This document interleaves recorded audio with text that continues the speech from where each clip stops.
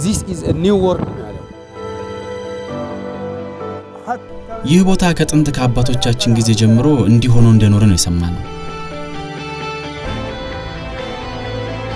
ኮንሶ ወረዳ ፋሻ አገልግሎት እየተባለ በሚጠራው አካባቢ ገሰርጎ ቀበሌ እንገኛለን።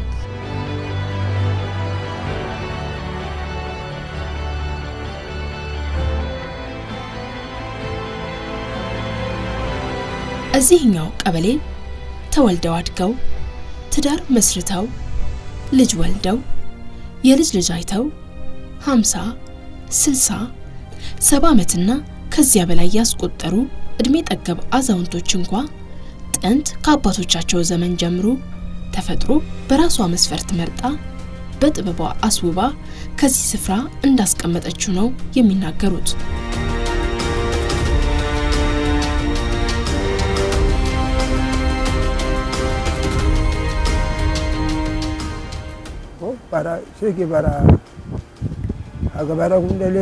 ትክክለኛ እድሜን አላውቀውም ግን ከ70 ዓመት በላይ ይሆነኛል። ይህ ቦታ ከጥንት ከአባቶቻችን ጊዜ ጀምሮ እንዲሆኑ እንደኖረ ነው የሰማነው።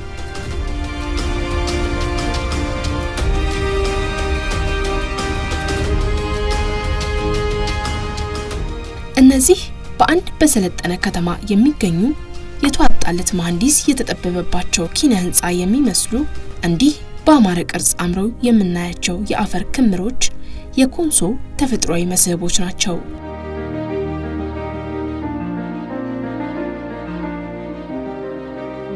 ይህ በአካባቢው አጠራር ሆሻ ወይም ገደል የሚል መጠሪያ የተሰጠው ስፍራ አዛውንቱ ከጥንት በአፈ ታሪክ ሲሰሙ እንደኖሩት ይህ ቦታ ከአካባቢው ተለይቶ እንዲህ ሊሆን የቻለው በጊዜው በነበረ በአንድ የጎሳ መሪ እርግማን ምክንያት ነው ይላሉ። እንደው ቡማ ዋጋ ካዳ ፓራን በለ ይኔ ናማስ ወደ በጊዜው የነበረውን የጎሳ መሪ አምባር ሰርቋል የተባለ ወጣት ከአካባቢው ለመሰወር በሚሞክርበት ወቅት የተሰረቀው አምባር ከእጁ አምልጦ ከዚህ ስፍራ ይወድቅበታል። ታዲያ እቃው መውደቁን የተመለከተው የጎሳ መሪ እቃው ወደቀበትን ቦታ ዋይ ሸርሽርህ ብሎ እንደረገመውና በዚህም ምክንያት ቦታው እንዲህ ሊሆን እንደቻለ ነው የምናውቀው።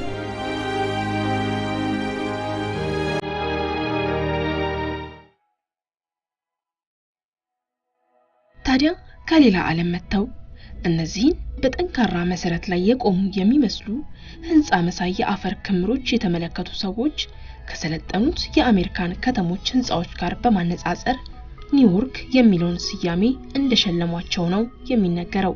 በ1950ዎቹ አካባቢ እዚህ አካባቢ ችግኝ ጣቢያ ነበርና መካነ ኢየሱስ ጀርመኖች ይደግፉ ነበር።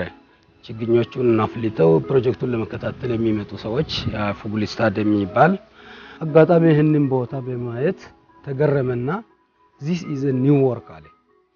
ይህንኑን የአካባቢው ሰው ሲሰማ ኒውዮርክ ይላሉ በሚል ብቻ ተቀባይነት አገኘና አሁን ኒውዮርክ የሚባለው ከዛ መነሻ ነው።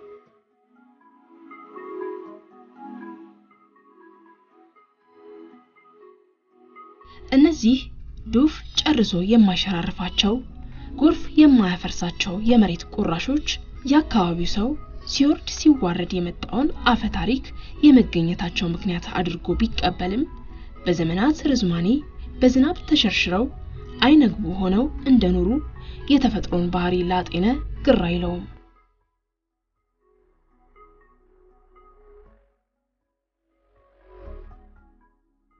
የቆሙ ፎቆች የሚመስሉት ቀጫጭኑም አሉ። እነዛ በረዶ ቢዘንብ ተሰብረው የሚወድቁ ይመስላሉ፣ ነገር ግን አይወድቁም። በከፊል የመሸርሸር ባህሪ ያላቸው በጣም ጠንካራ ናቸው እንጂ አይወድቁም። ሲታይ ግን እንደ ተማሪ ሰው ሲታይ ረጅም ጊዜ የመሬት መሸርሸር ጋር ተያይዞ የተፈጠረ ይመስላል። ግን በተጠንቶ በሳይንስ እስካሁን የተረጋገጠ ነገር የለም።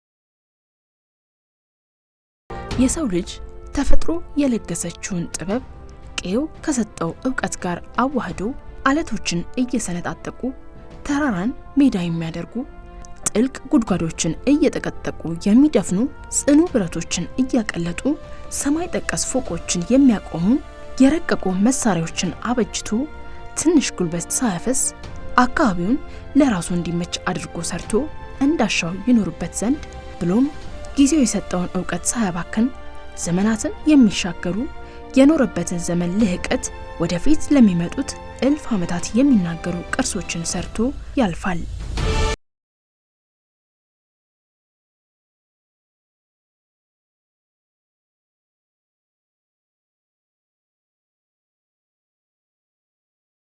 በተለይ የኖሩበትን ዘመን ታሪክ ጠብቆ ለማቆየትና የጊዜያቸውን ፍልስፍና ለተከታዩ ትውልድ ለማስረዳት የድንጋይ ላይ ጽሑፎችን ቀርጾ በማስቀረትና በቆሙ ወይም በተተከሉ ድንጋዮች ላይ ቅርጻ ቅርጾችን ሰርቶ በማቆየት የቀደመው ትውልድ ከመጪው ትውልድ ጋር የታሪክና የባህል ትስስር እንዲኖረው ማድረግ ብቸኛው አማራጭ ነበር።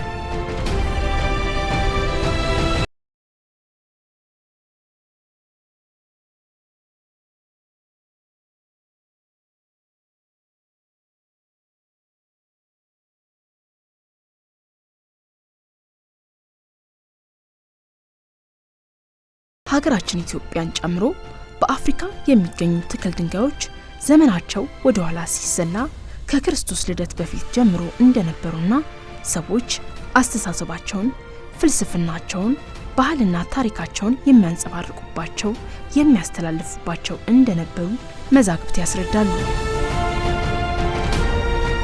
የኢትዮጵያ የ3000 ዓመት ታሪክ ሲወሳ ታዲያ የጥንቱን ዘመን ስልጣኔ የሚተርኩ ጎልተው የሚታዩት እንደ አክሱም ሐውልቶች ያሉ ትክል ድንጋዮች የሀገሪቱን ሰሜኑን ክፍል ቀደምት ስልጣኔ ዛሬም ድረስ በጉልህ የሚመሰክሩ ናቸው።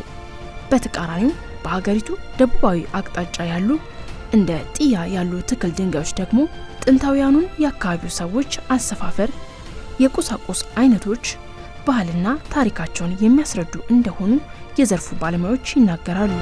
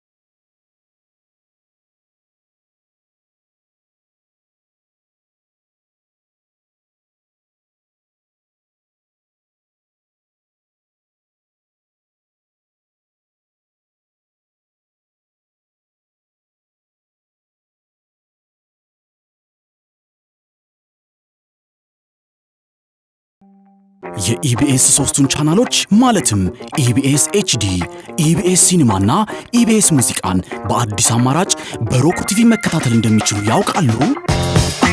የኢቢኤስ ቲቪን ልዩ ልዩ ተወዳጅ ፕሮግራሞች በኢቢኤስ ኤችዲ፣ ኢትዮጵያዊ ፊልሞችን በኢቢኤስ ሲኒማ እንዲሁም የሀገሩን ሙዚቃ በኢቢኤስ ሙዚቃ ቻናሎቹን 24 ሰዓት በቀጥታ በሮክ ቲቪ ያለመቆራረጥ መከታተል ይችላሉ።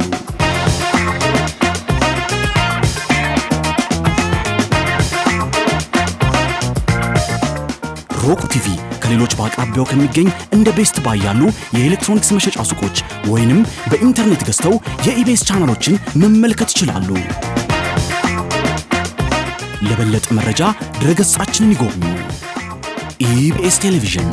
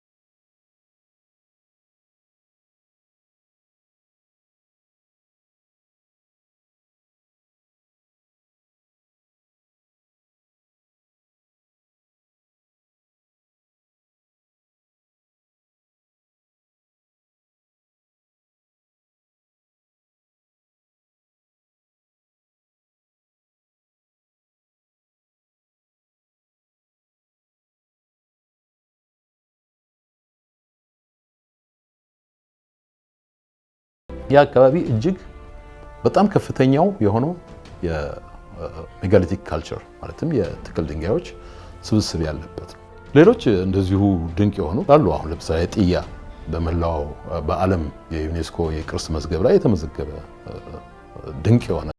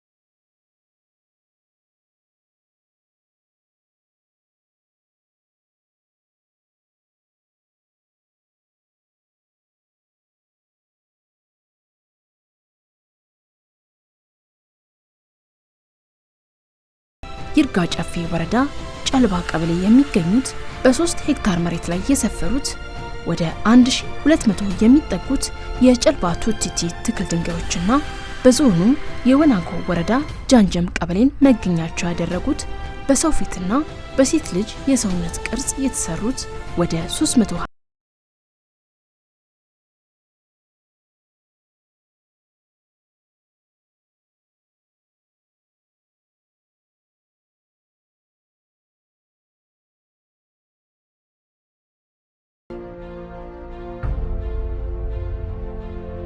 በሳይንሳዊ አጠራር አንትሮሞርፊክና ፋሊክ እየተባሉ የሚጠሩት እነዚህ እንደ አውሮፓውያኑ አቆጣጠር ከ1925 ዓመተ ምህረት ጀምሮ ከ50 ዓመታት በላይ በርካታ ጥናትና ምርምሮችን ያስተናገዱት የጌዲዮ ዞን መካነ ቅርሶች ከ10ኛው እስከ 13ኛው ክፍለ ዘመን የነበሩ ጥንታውያኑ የጌዲዮ ነዋሪዎች እንደተከሏቸው ነው የሚነገረው።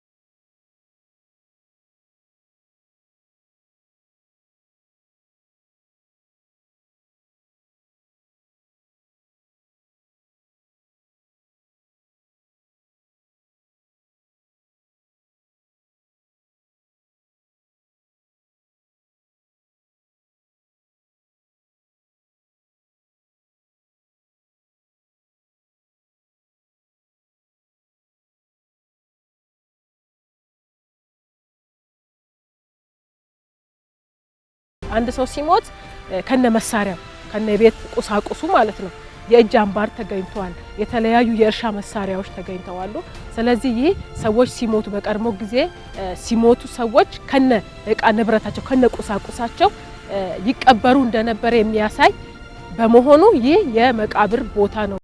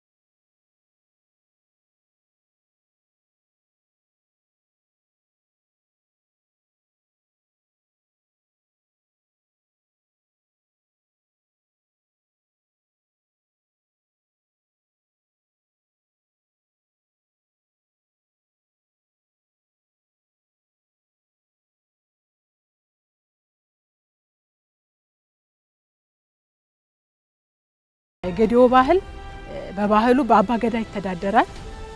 አባገዳ ላይ አንድ አባገዳ ሲመረጥ ምናለ ከለቻ የሚባል በጭንቅላቱ ለዚህ አናቱ ላይ የሚያስር ከለቻ የሚል በወንድ ብልት የምትቀረጻለች እና ምንድነው የሚባለው ከዛ የተነሳ ከብሔረሰቡ ማንነት የተነሳ ያችን ከለቻ ለማሳየት የተቀመጠ ትክል ድንጋይ ነው የሚባለው።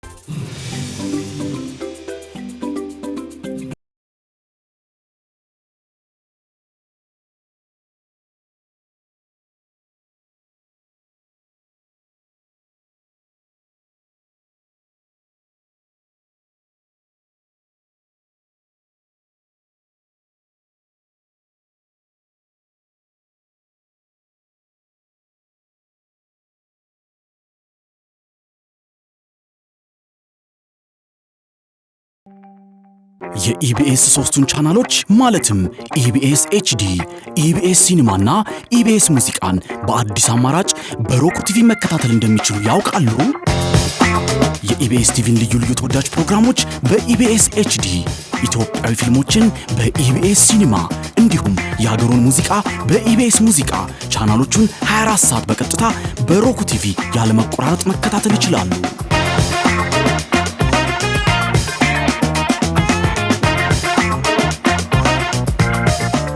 ሮክ ቲቪ ከሌሎች በአቅራቢያው ከሚገኝ እንደ ቤስት ባይ ያሉ የኤሌክትሮኒክስ መሸጫ ሱቆች ወይንም በኢንተርኔት ገዝተው የኢቢኤስ ቻናሎችን መመልከት ይችላሉ። ለበለጠ መረጃ ድረገጻችንን ይጎብኙ። ኢቢኤስ ቴሌቪዥን።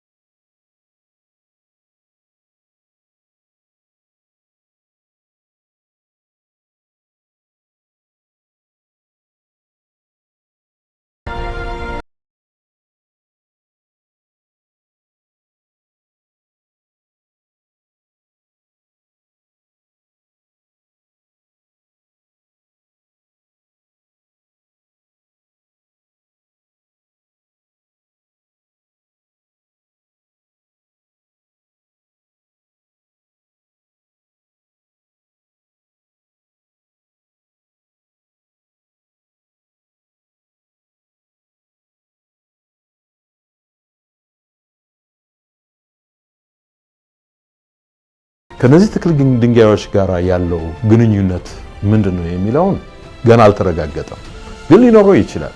እንደ መላምት ሊወሰድ ይችላል። የፈርቲሊቲ ምልክት ነው። የአላለም የልምላሜ የህይወት መቀጠል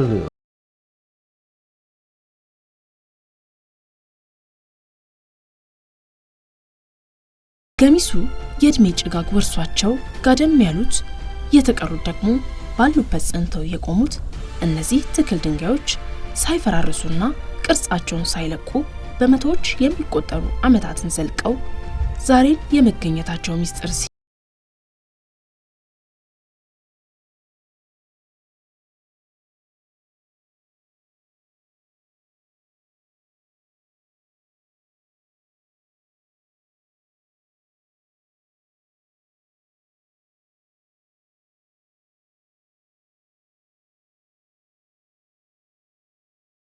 ምናት ያህል ለብዙ ጊዜ ህዝቡም ይጠብቃቸው እንደነበረ ነው የሚታወቀው። ካላከበርናቸው እነዚህ ነገሮች ይሰባበራሉ፣ ይጠፋሉ። ስለዚህ በኢንቫይሮንመንት ውስጥ በተተከሉበት ኢንቫይሮንመንት ውስጥ አካባቢ ውስጥ እስካሉ ድረስ ህዝቡ እስካከበራቸው እስካልነቀላቸው እነዚህ ቅርሶች ተጠብቀው ተከብረው ይኖራሉ። እና እንትኑም ይሄው ነው ሚስጥሩም ከህዝቡ ለአካባቢው ቅርስ የነበረው ታላቅ ግምትና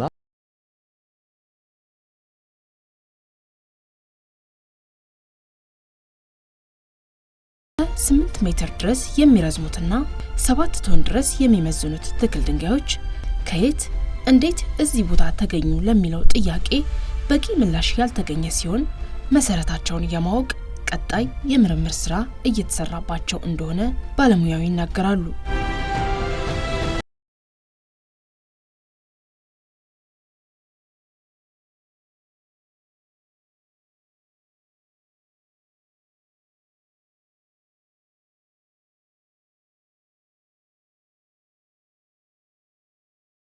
ጥንት በአካባቢው ከተሰራበት የድንጋይ አይነት ነው። 7 ቶን የሚመዝን ድንጋይን ከአንድ ቦታ ወደ ሌላ ቦታ ለማንቀሳቀስ ምን ያህል ሰው ይወስዳል? ከምን ያህል ርቀት ነው የሚያመጡት? ምን ያህል ሰው ነው ያንን ለማንቀሳቀስ ኢንጌጅድ የሚሆነው? ያ ሰው እንዴት ነው ኦርጋናይዝድ የሚሆነው? እነዚህ ነገሮች ሁሉ መመለስ ያለባቸው ጥያቄዎች ናቸው። ምክንያቱም እነዚህ ሁሉ ባልተሟሉበት ቦታ ዝም ብለን ህይወት የሌለውን ነገር ዝም ብለን ስለ ድንጋዩ ብቻ እያወራን ነው የምንሄደው። ከሰው ህይወት ጋር ከባህሉ ጋር ያንን ለመትከል ከወሰደው ታይም ጋር አብረን አያይዘን ነው ማየት ያለብን። ያ ሰፊ ጥናት ይጠይቃል።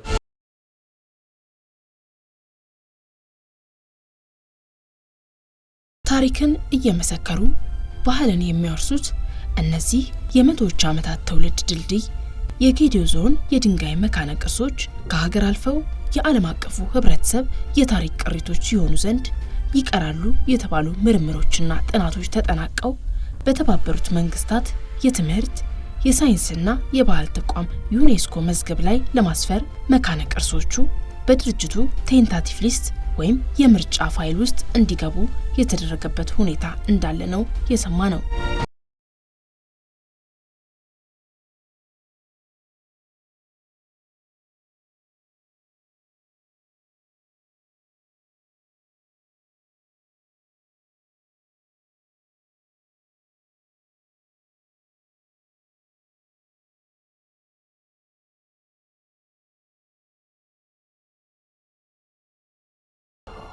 ቅርስ ሀብቶች ናቸው የሚል እምነት አለ እና በዚህ ላይ እንትን በማለት የቅርስ ጥናትና ጥበቃ ባለስልጣን ሊድ የሚያደርገው ሲያደርግ የነበረውና የሚያደርገው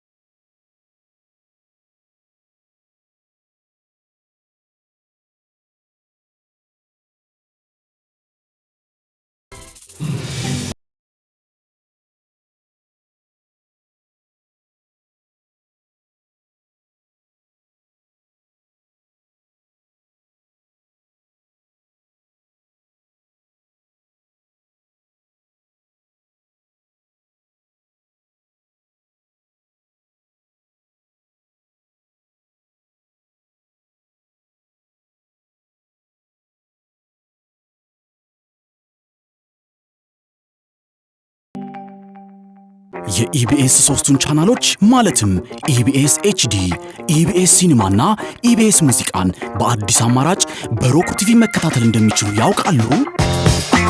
የኢቢኤስ ቲቪን ልዩ ልዩ ተወዳጅ ፕሮግራሞች በኢቢኤስ ኤችዲ፣ ኢትዮጵያዊ ፊልሞችን በኢቢኤስ ሲኒማ እንዲሁም የሀገሩን ሙዚቃ በኢቢኤስ ሙዚቃ ቻናሎቹን 24 ሰዓት በቀጥታ በሮክ ቲቪ ያለመቆራረጥ መከታተል ይችላሉ።